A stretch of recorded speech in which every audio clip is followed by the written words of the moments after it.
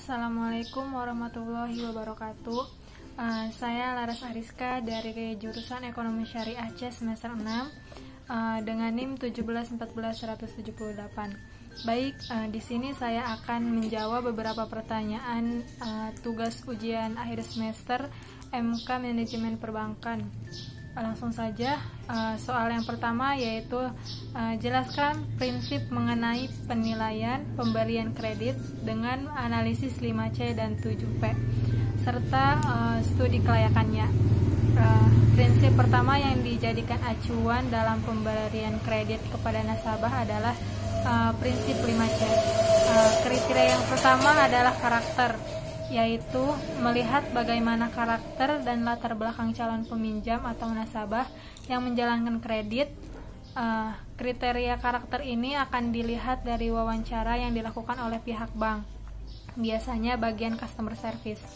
Yang kedua yaitu capacity atau kerap disebut juga dengan capability, yaitu bagaimana kemampuan calon peminjam dalam membayar kreditnya. Kriteria ini dilihat dari bagaimana nasabah tersebut menjalankan usahanya atau seberapa besar penghasilan yang diterima tiap bulannya. Selanjutnya yaitu kriteria kapital atau modal yang dimiliki calon peminjam, yang khususnya diberlakukan pada nasabah yang meminjam untuk usaha dan bisnisnya. Dengan mengetahui modal atau aset yang dimiliki usaha nasabah tersebut, pihak bank dapat sumber pembiayaan yang dimiliki. Selanjutnya yaitu kriteria kolateral atau jaminan yang diberikan pada calon peminjam saat mengajukan kredit kepada bank. Sesuai dengan namanya, jaminan ini akan menjadi penjamin atau pelindung bagi pihak bank jika nanti nasabah tidak dapat membayar pinjaman yang diambil. Oleh karena itu, idealnya besaran jaminan yang bersifat fisik ataupun non-fisik lebih besar jumlahnya daripada kredit yang diberikan. Selanjutnya, kriteria yang terakhir yaitu condition, yaitu kondisi perekonomian, baik yang bersifat general atau khusus pada bidang usaha yang dijalankan nasabah. Jadi, jika memang kondisi perekonomian sedang tidak baik atau sektor usaha nasabah tidak menjanjikan, biasanya bank akan mempertimbangkan kembali dalam memberikan kredit. Selanjutnya itu prinsip pemberian kredit 7P. Kriteria yang pertama yaitu personality, di mana kepribadian dari calon peminjam yang mengajukan kreditnya. Kriteria ini hampir sama dengan kriteria karakter pada prinsip 5C yang telah disampaikan tadi, di mana melihat bagaimana keseluruhan kepribadian nasabah mencakup sikap dan perilaku sehari-hari. Yang kedua, dalam prinsip 7P adalah party, di mana calon peminjam dimasukkan ke dalam beberapa golongan yang terkait dengan kondisi keuangannya. Biasanya, pihak bank mengklasifikasikan nasabah berdasarkan modal yang dimiliki, kepribadian, loyalitas, dan lain sebagainya. Dengan adanya perbedaan klasifikasi dan penggolongan ini, akan ada perbedaan pula dalam pemberian fasilitas kredit nantinya. Kriteria yang ketiga yaitu purpose, yaitu ada tujuan dari calon peminjam dalam mengajukan kreditnya pada lembaga keuangan. Nah, pihak bank perlu mengetahui untuk apa dana tersebut akan digunakan. Misalnya untuk modal usaha, investasi, biaya pendidikan, atau justru kegiatan konsumtif. Hal ini juga akan menyesuaikan dengan fokus dari bank atau lembaga keuangan tersebut. Misalnya, jika bank tersebut berfokus pada pengelolaan modal, maka akan tepat bagi nasabah yang mengajukan kredit untuk usaha. Selanjutnya yaitu kriteria keempat dari prinsip 7P, yaitu prospek, yaitu bagaimana prospek dari usaha yang dijalankan oleh calon peminjam. Tentu saja, prinsip ini berlaku khusus bagi nasabah yang mengajukan pinjaman untuk modal usaha atau bisnis yang dikelolanya. Dengan mengetahui apakah usaha dan bisnis tersebut memiliki prospek ke depannya yang bagus atau tidak, maka bank pun dapat memprediksikan bagaimana perkiraan kemampuan bayar dari nasabah. Selanjutnya yaitu kriteria keenam, profitability, di mana pihak bank melihat bagaimana kemampuan calon peminjam dalam menghasilkan keuntungan atau laba. Sama seperti beberapa kriteria sebelumnya, kriteria ini lebih dikhususkan pada nasabah yang meminjam untuk keperluan usahanya. Semakin tinggi tingkat profitability dari calon peminjam, maka akan semakin tinggi pula kemungkinan kredit yang diajukan dapat disetujui bank. Nah, kriteria yang ketujuh yaitu protection. Tidak jauh berbeda dari kriteria kolateral pada prinsip 5C. Kriteria protection ini juga mengacu pada jaminan yang dapat diberikan oleh calon peminjam. Selain jaminan berupa barang seperti aset rumah atau perusahaan, protection ini juga dapat berupa jaminan asuransi yang dimiliki oleh nasabah. Bunga sama dengan 10% dikali 300 juta dikali 1 dibagi 12 sama dengan 30 juta dibagi 12 sama dengan 2.500.000 rupiah per bulan.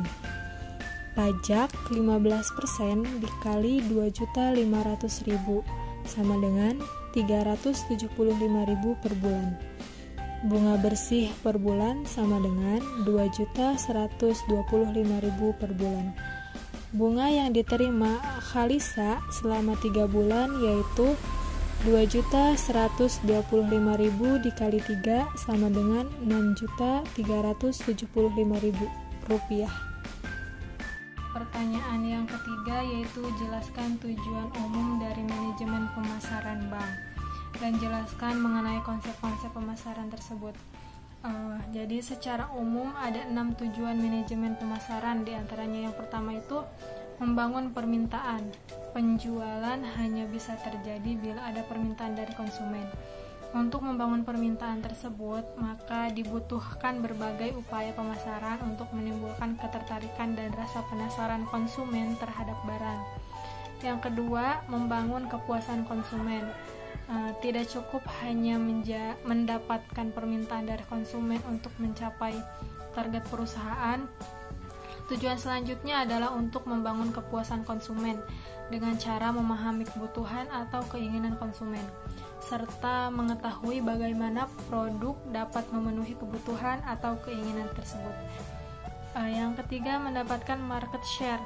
Tujuan manajemen pemasaran berikutnya adalah untuk mendapatkan progres positif dari market share produk. Pasar ibarat sebuah kue dan setiap potongan kue merupakan gambaran market share. Semua perusahaan mengharapkan terjadinya peningkatan dan perluasan market share atau penjualan, walaupun terkadang hanya memiliki target untuk mempertahankan market share yang sudah diperoleh. Yang selanjutnya yaitu mendapatkan keuntungan.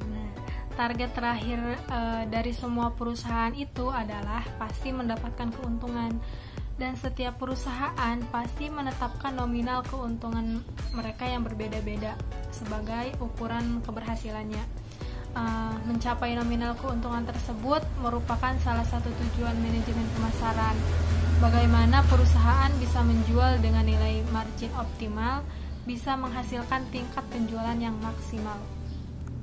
Selanjutnya yaitu mendapatkan pencitraan sesuai harapan. Nah, selain mendapatkan keuntungan, tujuannya adalah untuk mendapatkan pencitraan sesuai dengan harapan. Citra yang baik terhadap produk dan perusahaan akan memberikan efek positif bagi perusahaan, baik dari sisi konsumen, mitra, investor, dan tenaga kerja. Yang selanjutnya yaitu menjaga kelangsungan usaha. Nah, pemasaran adalah ujung tombak dari perusahaan untuk mencapai target penjualan, kepuasan, dan target keuntungan. Itulah alasannya mengapa kelangsungan perusahaan juga menjadi bagian dari tujuan manajemen pemasaran. Konsep manajemen pemasaran diartikan sebagai falsafah bisnis di mana pemuasan kebutuhan konsumen adalah syarat ekonomi dan sosial untuk kelangsungan pertahanan perusahaan. Tujuannya yaitu untuk memberi kepuasan terhadap apa yang diinginkan konsumen. Oleh karena itu, setiap kegiatan pemasaran dalam perusahaan harus diarahkan untuk tujuan tersebut. Ada 3 elemen penting yang termasuk konsep manajemen pemasaran. Yang pertama yaitu orientasi pada konsumen. Konsep pemasaran yang paling baik adalah dengan menjadikan konsumen sebagai prioritas utama. Itulah sebabnya mengapa dalam strategi marketing selalu mengedepankan konsumen. Dalam pemasaran biasanya konsumen dianggap raja dan produsen adalah pelayan yang memberikan kebutuhan raja. Pelayanan produsen dilakukan dengan memberikan berbagai penawaran. Penawarannya itu penawaran yang menarik, mulai dari produk terbaik hingga cara pelayanan konsumen. Yang kedua yaitu perencanaan kegiatan pemasaran. Pengaturan secara dinamis sebagai bentuk penyusunan berbagai kegiatan pemasaran secara menyeluruh. Semua aktivitas pemasaran mulai dari strategi, implementasi, analisis, pengawasan, dan kegiatan lain yang terkait dengan pemasaran harus disusun secara terperinci. Dengan begitu, maka proses analisis dan pengawasan terhadap hasil pemasaran dapat dilakukan dengan baik. Hal ini pada akhirnya akan memudahkan dalam melakukan evaluasi dan tindakan perbaikan terhadap kegiatan pemasaran. Yang selanjutnya atau yang terakhir yaitu kepuasan konsumen. Unsur paling penting di dalam pemasaran adalah kepuasan konsumen. Kepuasan konsumen ini tidak hanya diukur dari kualitas produk saja, tapi juga dari bagaimana strategi pemasaran yang dilakukan. Mungkin itu saja yang dapat saya sampaikan atau saya jawab. Kurang lebihnya saya memohon maaf dan terima kasih atas tugasnya. Wassalamualaikum warahmatullahi wabarakatuh.